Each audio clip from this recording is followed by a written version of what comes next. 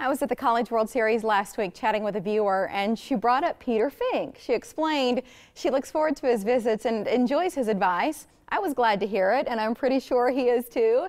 Peter owns Certified Transmission. We have 3 questions ready to go today, Peter. All right. Good to see you as always. Yeah, definitely. I was down at the College World Series. It's great. You know, of course, we got a 3 more games depending. That's right. You know, Vanderbilt so and always Virginia. great for Omaha. A lot of fun for all the fans. And you had a nice Father's Day, I hope. Oh yes, definitely, yeah. definitely. They have a great family. So Peter's got kids, at least a couple of grandkids now. now. A couple grandkids. So the family's growing. Hope it was a nice Sunday. Definitely. We'll get to our first question here, if you don't mind. Sounds and it comes to us from Kate. My 2011 BMW 328xi used to automatically unlock all doors when I turned the ignition completely off. Now it only unlocks the driver door, and I cannot figure out what happened or how to change it back. I need all doors to unlock. I understand that. Can you help is her question. You know, that is a great feature to have the car doors lock and then obviously unlock, okay? Now, the curious part that I've got about this is some of these higher end cars, and since it's a BMW, it's a higher end car, luxury car, they have your programming set to what key you have, okay? And what I mean by that is the adjustment of your seat, your radio stations, possibly if the doors unlock or not. If nobody's worked on this and you haven't changed anything, I suspect what has happened is that you've swapped keys somehow and now it has a different setting for that key. So I would find the other key and see if it works, okay? If it does, well, that's the reason it did it. The only other thing that is, somehow somebody went and played with the iDrive. The iDrive is that knob. A lot of people don't like it, okay, but there's a lot of settings in there that you can set up to like unlock your doors or talk to English or whatever, okay, all these different settings. And so possibly that got changed by somebody. Or the only other thing is you brought it into a shop, okay, back I suspect to the dealer since it's a newer vehicle. They did an update on the program, and when they did, it put in the default settings, okay.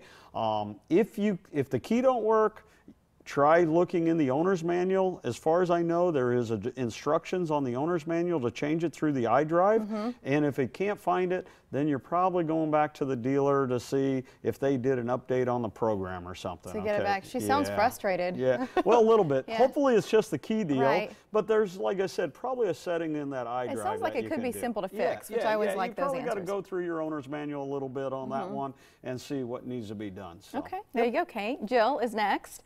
I parked my 2015 Mazda CX-5 under a tree. What is the best way to get sap off my car? Also, will it damage my finish in the long run? Jill, the best way is don't park your car there anymore, okay? That's the best way to keep it off your car. What about getting it off? Keep it off the car, okay? You know, and then probably birds help the car too a little bit when it's parked there. Of course, it's nice to be under a tree because of the shade factor, understood, especially here in the summertime. But honestly, sap is really bad for the paint on the car. And yes, if you don't wash it and get it off immediately, it will ruin it, okay, and stuff. So you don't really want to do this, okay? You need to find a new parking spot. I know that isn't good. You know, any of the car washes, there's nothing really special. Even if you put wax on it, it will help, but you can't leave it on for weeks on end. If you do, it's gonna ruin the paint. It just eats away at the finish. 2015, you don't want to do that, okay? So you really, honestly, you got to find a different parking spot. There's no clear coat. There's nothing at a body shop that can put on to help it. I mean, there's things that'll slow it down that won't hurt it, that you've got days to get to the car wash, but if you don't wash your car like literally that same day, next day, I mean, you're really asking for trouble. I didn't realize. Yeah. Well, I feel like that a lot of us can use that piece of advice. That is correct. Not just that Jill. Is correct. Dawn is our final asker, our final viewer with a question. I'll call her today. She says, I'm heading out on a couple of road trips this summer. Anything special I should be doing before, during, or after, besides making sure the oil is changed? You know, it's really funny. Everybody always wants to get their car serviced right before they go on a trip because they want to prevent problems. This is going to sound a little weird, but actually your car is probably the most dependable by not going to the repair facility, okay? If you're going to make a trip, get it to the shop as soon as you can to get those maintenance things done. Changing the fluids on it, okay, making sure they're up to the full mark, okay, and stuff like that.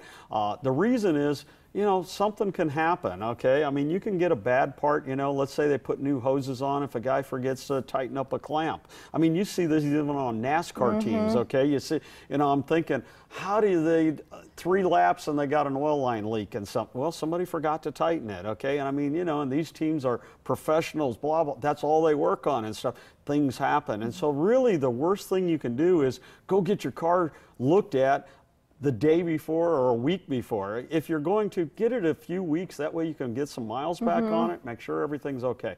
The fluids is the biggest thing. Check your air pressure, okay? Want to try to do that every couple of weeks, okay? Of course, the newer cars have sensors to tell you if they're low or not. That is really a great thing. It is kind of a pain. A lot of people don't like it, okay?